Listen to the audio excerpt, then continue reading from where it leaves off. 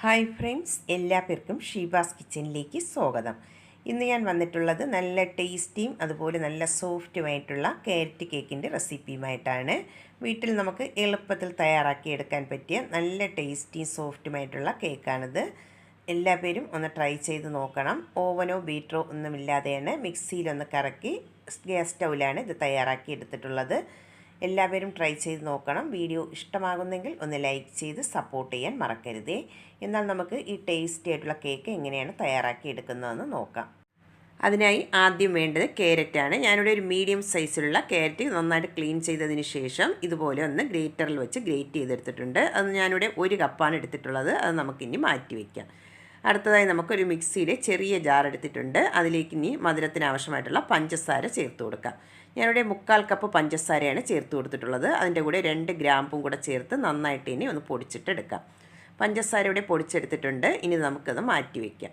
അടുത്തതായി ഒരു ബൗൾ എടുത്തിട്ടുണ്ട്. അതിലേക്ക് നമുക്ക് ഇതുപോലെ ഒരു അരിപ്പ വെച്ചതിന് ശേഷം അതിലേക്കുള്ള ഡ്രൈ ഇൻഗ്രീഡിയൻസ് ഒന്ന് അരിച്ചിട്ടെടുക്കാം.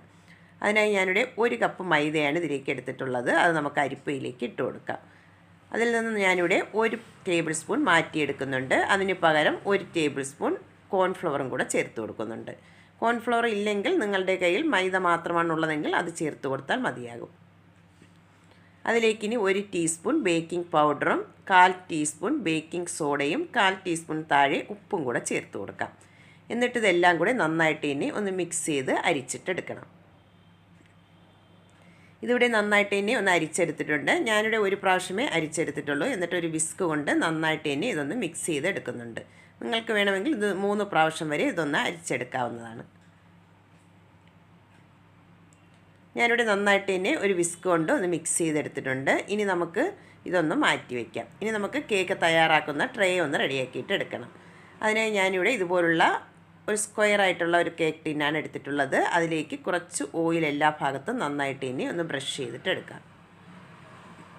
ഓയിൽ ബ്രഷ് ചെയ്യുമ്പോൾ കൂടുതലായി പോകണ്ട, കുറച്ച് ഓയിലൊന്ന് ബ്രഷ് ചെയ്ത് കൊടുത്താൽ മതിയാകും. അല്ലെങ്കിൽ കേക്ക് നമ്മൾ തയ്യാറാക്കി എടുക്കുമ്പോൾ അത് ഡ്രൈ ആയി പോകാനുള്ള ചാൻസ് ഉണ്ട്. അതുകൊണ്ട് കുറച്ച് ഓയിലൊന്ന് ബ്രഷ് ചെയ്തെടുത്താൽ മതിയാകും. അതിലേക്ക് ഞാനിവിടെ ഒരു ബട്ടർ പേപ്പറും കൂടെ വെച്ച് കൊടുത്തിട്ടുണ്ട്. എന്നിട്ട് അതിനും കൂടെ കുറച്ച് ഓയിലും കൂടെ അതുപോലെ ഒന്ന് ബ്രഷ് ചെയ്തെടുക്കുന്നുണ്ട്. ഇനി ഇത് നമുക്ക് മാറ്റി വയ്ക്കാം. ഇനി അടുത്തതായി മിക്സിയുടെ ഒരു വലിയ ജാർ എടുത്തിട്ടുണ്ട്. അതിലേക്ക് നമുക്ക് 2 മുട്ട ചേർത്ത് കൊടുക്കാം.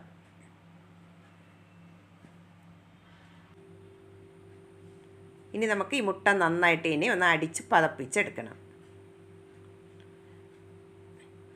മുട്ടയുടെ നന്നായിട്ട് ഇനി ഒന്ന് അടിച്ചെടുത്തിട്ടുണ്ട്. ഇനി ഇതിലേക്ക് നമുക്ക് 1 ടീസ്പൂൺ വാനില എസൻസും കൂടെ ചേർത്ത് കൊടുക്കാം. എന്നിട്ട് ജസ്റ്റ് ഒന്നും കൂടെ ഒന്ന് അടിച്ചെടുക്കണം. വാനില എസൻസും കൂടെ ചേർത്തതിന് ശേഷം ഒന്ന് അടിച്ചെടുത്തിട്ടുണ്ട്. ഇനി നമുക്കിതിലേക്ക് ഫ്ലേവർ ഇല്ലാത്ത ഓയിൽ വേണം ചേർത്ത് കൊടുക്കേണ്ടത്. ഞാനിവിടെ 1/2 കപ്പ് ഓയിലാണ് ഇതിലേക്ക് ചേർത്ത് കൊടുക്കുന്നത്. വെളിച്ചെണ്ണ ചേർത്ത് കൊടുക്കരുത്. ഫ്ലേവർ ഇല്ലാത്ത ഏത് ഓയിൽ വേണമെങ്കിലും ചേർത്ത് കൊടുക്കാവുന്നതാണ്. അതിലേക്ക് നമുക്ക് പൊടിച്ചു വെച്ചിട്ടുള്ള പഞ്ചസാരയും കൂടെ ചേർത്ത് കൊടുക്കാം.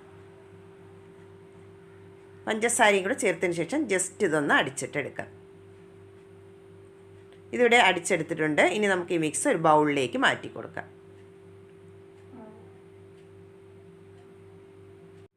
ഇതിവിടെ ബൗളിലേക്ക് മാറ്റിയെടുത്തിട്ടുണ്ട്. ഇനി ഇതിലേക്ക് നമുക്ക് അരിച്ചു വെച്ചിട്ടുള്ള മൈദ കുറച്ച് വീതം ചേർത്ത് ഒന്ന് മിക്സ് ചെയ്തിട്ട് എടുക്കാം.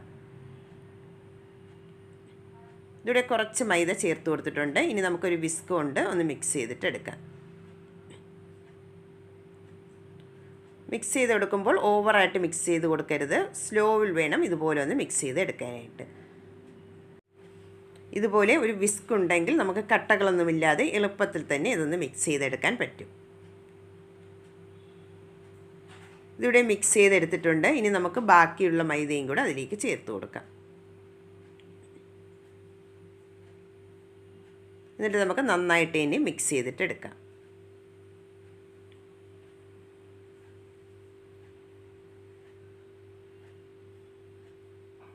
ഇതിവിടെ നന്നായിട്ട് ഇനി ഒന്ന് മിക്സ് ചെയ്തെടുത്തിട്ടുണ്ട്. ഇപ്പോൾ ബാറ്റർ കുറച്ച് കട്ടിയായിട്ടാണ് ഇരിക്കുന്നത്.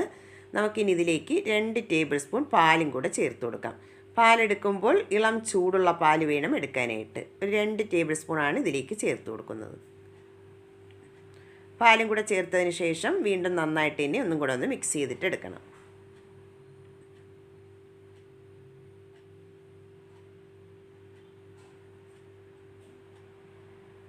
ഇതിപ്പോൾ നന്നായിട്ട് തന്നെ ഇവിടെ മിക്സ് ചെയ്തെടുത്തിട്ടുണ്ട്. ഈ കൺസിസ്റ്റൻസിൽ വേണം ബാറ്റർ ഒന്ന് റെഡിയാക്കി എടുക്കാനായിട്ട്. ഇനി ഇതിലേക്ക് നമുക്ക് ഗ്രേറ്റ് ചെയ്ത് വെച്ചിട്ടുള്ള ക്യാരറ്റ് ചേർത്ത് കൊടുക്കാം. 1 കപ്പാണ് എടുത്തിട്ടുള്ളത്, അത് ഇതിലേക്ക് ചേർത്ത് കൊടുക്കാം. ഇനി ചേർത്ത് കൊടുക്കുന്നത് കുറച്ച് ടൂട്ടി ഫ്രൂട്ടി എടുത്തിട്ടുണ്ട്. അതിൻ്റെ കൂടെ തന്നെ കുറച്ച് കാഷ്നട്ട് ചെറുതായിട്ടൊന്ന് കട്ട് ചെയ്തും കൂടെ എടുത്തിട്ടുണ്ട്. അതിലേക്ക് നമുക്ക് 1 ടീസ്പൂൺ മൈദയും കൂടെ ചേർത്ത് ഒന്ന് മിക്സ് ചെയ്തിട്ട് എടുക്കാം. കേക്ക് ബേക്കായി വരുമ്പോൾ എല്ലാ ഭാഗത്തും കിട്ടാൻ വേണ്ടിയിട്ടാണ് ഇതുപോലെ മൈദയിലൊന്ന് മിക്സ് ചെയ്ത് എടുക്കുന്നത്. അല്ലെങ്കിൽ അത് അടിയിലേക്ക് താഴ്ന്നു പോകും. അതുകൊണ്ട് ഇതുപോലെ ഒന്ന് മിക്സ് ചെയ്തിട്ട് വേണം ഇട്ട് കൊടുക്കാനായിട്ട്. ഇതിവിടെ നന്നായിട്ട് തന്നെ ഒന്ന് മിക്സ് ചെയ്തെടുത്തിട്ടുണ്ട്. ഇനി നമുക്ക് ആ ബാറ്ററിലേക്ക് ഇതിട്ട് കൊടുക്കാം. ഇനി നമുക്ക് എല്ലാം കൂടെ നന്നായിട്ട് തന്നെ ഒന്നും കൂടെ ഒന്ന് മിക്സ് ചെയ്തിട്ട് എടുക്കണം.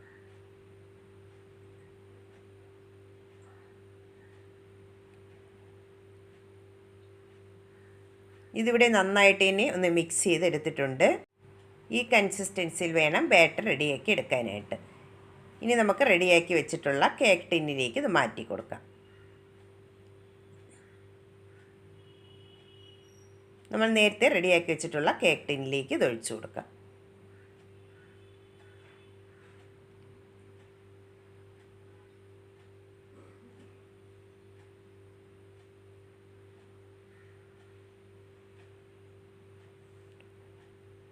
ബാറ്റർ ഫുള്ളായിട്ടും ഇതിലേക്ക് ഒഴിച്ചു കൊടുത്തിട്ടുണ്ട്. ഇനി നമുക്കിതിൻ്റെ എയർ ബബിൾസൊക്കെ പോകാനായിട്ട് ഒന്ന് ടാപ്പ് ചെയ്തും കൂടെ എടുക്കണം.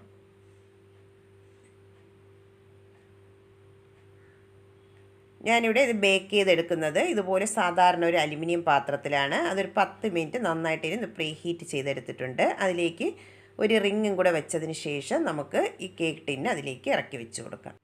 അതിലേക്ക് ഇറക്കി വെച്ച് കൊടുക്കുമ്പോൾ കൈ പൊള്ളി പോകാതെ സൂക്ഷിച്ച് വേണം വെച്ച് കൊടുക്കാനായിട്ട്. പാത്രം നല്ല ചൂടായിട്ടാണ് ഇരിക്കുന്നത്, അതുകൊണ്ട് ശ്രദ്ധിച്ച് വേണം പാത്രം വെച്ചതിന് ശേഷം നമുക്കിത് അടച്ച് വെച്ച് ലോ ഫ്ലെയിമിൽ വെച്ചിട്ട് ഒരു 35 മിനിറ്റ് മുതൽ ഒരു 45 മിനിറ്റ് വരെ നമുക്ക് ഒന്ന് ബേക്ക് ചെയ്തിട്ട് എടുക്കാം.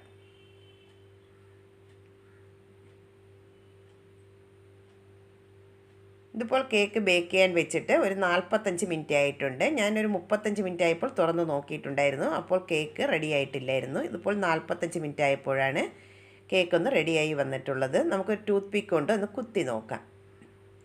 ക്ലിയറായിട്ട് കിട്ടുന്നുണ്ടെങ്കിൽ നന്നായിട്ട് ഇനി ബേക്കായി വന്നിട്ടുണ്ട്. അല്ലെങ്കിൽ ഒരു 5-10 മിനിറ്റും കൂടെ ലോ ഫ്ലെയിമിൽ വെച്ചിട്ട് ഒന്ന് ബേക്ക് ചെയ്ത് എടുക്കേണ്ടതാണ്. ഇതിപ്പോൾ ഒരു 45 മിനിറ്റ് ആയപ്പോൾ നന്നായിട്ട് തന്നെ ഒന്ന് ബേക്കായി വന്നിട്ടുണ്ട്. ആ ടൂത്ത് പിക്കൊക്കെ ക്ലീനായിട്ട് കിട്ടിയിട്ടുണ്ട്. ഇനി നമുക്ക് നന്നായിട്ട് തണുത്തതിന് ശേഷം ഇതൊന്ന് പ്ലേറ്റിലേക്ക് മാറ്റി കൊടുക്കാം. ഞാനിവിടെ നന്നായിട്ടൊന്ന് തണുത്തതിന് ശേഷം ഒരു സ്പാച്ചില കൊണ്ട് അത് സൈഡെല്ലാം ഒന്ന് വിടിയിച്ചെടുത്തിട്ടുള്ളതാണ്.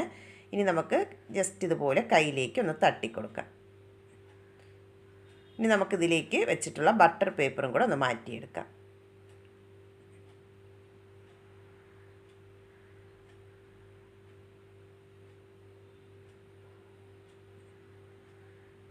ഒട്ടും കരിഞ്ഞൊന്നും പോകാതെ നല്ല പെർഫെക്റ്റ് ആയിട്ട് തന്നെ കിട്ടിയിട്ടുണ്ട്. ഇനി നമുക്കിത് പ്ലേറ്റിലേക്ക് മാറ്റിയെടുക്കാം.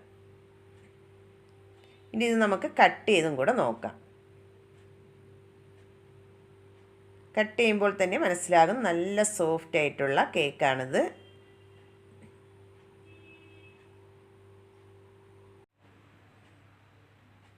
ആർക്ക് വേണമെങ്കിലും ഈസി ആയിട്ട് നമുക്ക് വീട്ടിൽ തയ്യാറാക്കിയെടുക്കാൻ പറ്റിയ നല്ല സോഫ്റ്റും ടേസ്റ്റുമായിട്ടുള്ള ക്യാരറ്റ് കേക്കാണ്. എല്ലാവരും ഒന്ന് ട്രൈ ചെയ്ത് നോക്കണം. എന്നിട്ട് വീഡിയോ ഇഷ്ടമാകുന്നെങ്കിൽ ഒന്ന് ലൈക്ക് ചെയ്ത് സപ്പോർട്ട് ചെയ്യാൻ മറക്കരുത്. ആദ്യമായിട്ടാണ് കാണുന്നവരാണെങ്കിൽ പ്ലീസ് ഒന്ന് സബ്സ്ക്രൈബ് ചെയ്തും കൂടെ സപ്പോർട്ട് ചെയ്യണേ. പുതിയൊരു വീഡിയോയുമായി കാണുന്നതുവരെ താങ്ക്സ് ഫോർ വാച്ചിങ്.